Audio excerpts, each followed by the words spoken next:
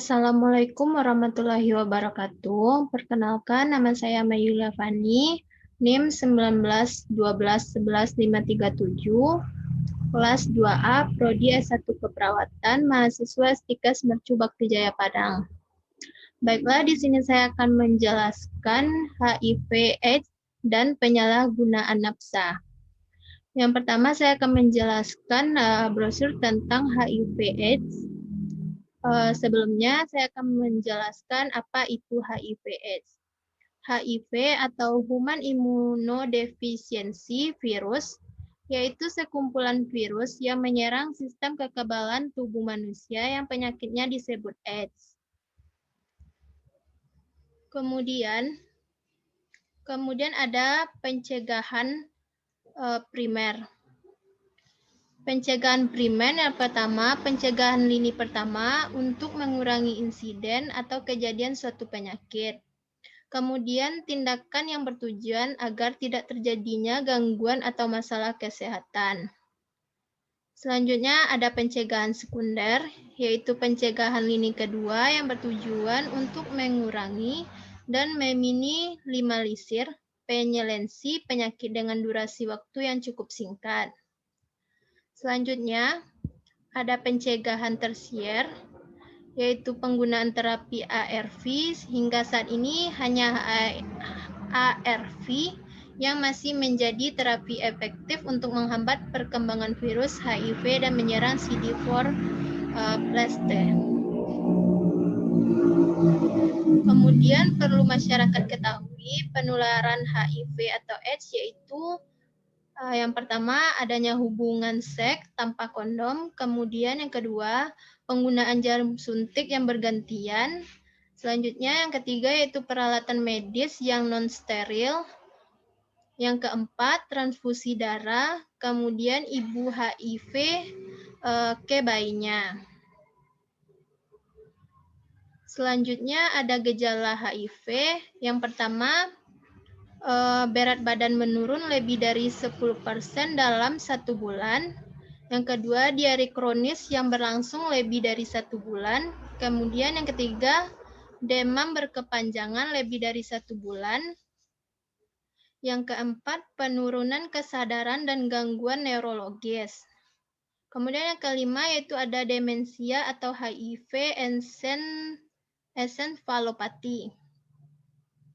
Kemudian perlu masyarakat ketahui, HIV ini tidak menular melalui yang pertama, HIV tidak menular di kolam berenang umum. Yang kedua, HIV tidak menular melalui batuk atau bersin. Yang ketiga, HIV tidak menular melalui gigitan nyamuk atau serangga lainnya. Kemudian, HIV tidak menular dengan berbagi alat makan bersama orang HIV. Selanjutnya, HIV tidak menular karena berjabat tangan. Yang terakhir yaitu HIV tidak menular karena berciuman.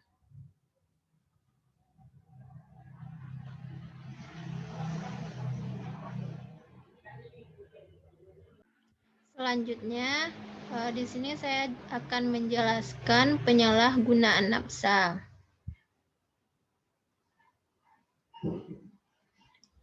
Yang pertama pengertiannya, nafsa adalah singkatan dari narkotika, psikotropika, dan bahan adiktif lainnya, meliputi zat alami atau sintetis yang bila dikonsumsi menimbulkan perubahan fisik dan psikis serta menimbulkan ketergantungan.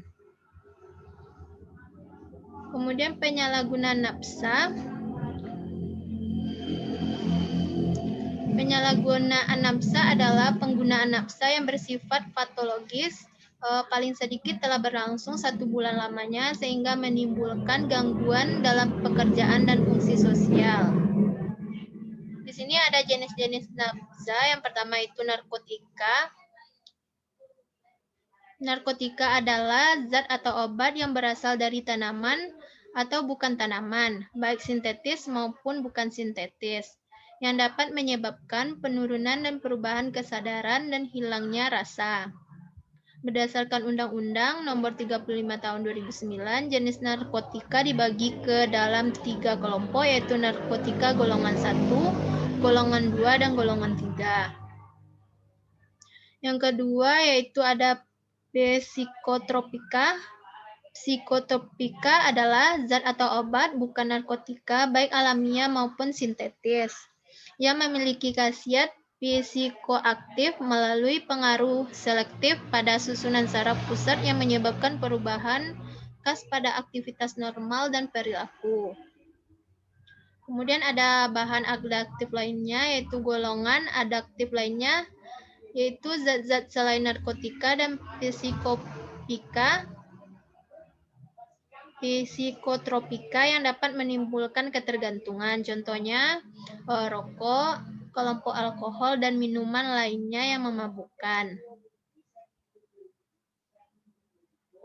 Kemudian tahapan pemakaian nafsa ini, yang pertama itu tahap pemakaian coba-coba, selanjutnya tahapan pemakaian sosial, kemudian tahapan pemakaian situasional, kemudian tahapan pemakaian habituasi, kemudian tahapan pemakaian ketergantungan.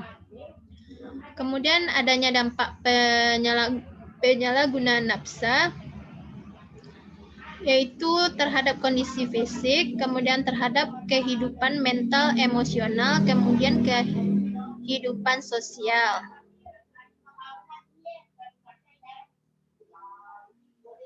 Kemudian terapi dan rehabilitas penyalahgunaan nafsa. Yang pertama yaitu dengan melakukan terapi, yang kedua yaitu rehabilitas.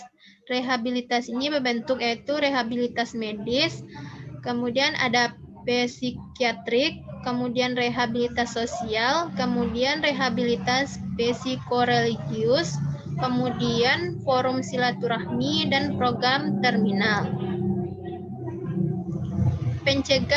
Pencegahan penyalahgunaan nafsa menurut BNN 2009, pencegahan yang pertama yaitu pencegahan primer. Pencegahan primer atau pencegahan dini yang ditunjukkan kepada mereka, individu, keluarga, kelompok, atau komunitas yang memiliki resiko tinggi terhadap penyalahgunaan nafsa, untuk melakukan intervensi agar individu, keluarga, dan masyarakat waspada, serta memiliki ketahanan agar tidak menggunakan nafsa. Upaya pencegahan ini dilakukan sejak anak berusia dini, agar faktor yang dapat menghambat proses tumbuh kembang anak dapat diatasi dengan baik. Selanjutnya ada pencegahan sekunder, yaitu pencegahan sekunder ini ditunjukkan pada kelompok atau komunitas sudah penyalahgunaan nafsa, dilakukan pengobatan agar mereka tidak menggunakan nafsa lagi. Selanjutnya adanya pencegahan tersier. Pencegahan tersier ditunjukkan kepada mereka yang sudah pernah melakukan penyalahgunaan nafsa yang telah mengikuti program terapi dan rehabilitas untuk menjaga agar tidak kambuh lagi. Kemudian ada bentuk-bentuk dukungan keluarga. Yang pertama dukungan informasional, kemudian dukungan penilaian dan penghargaan, kemudian dukungan instrumental, dukungan emosional.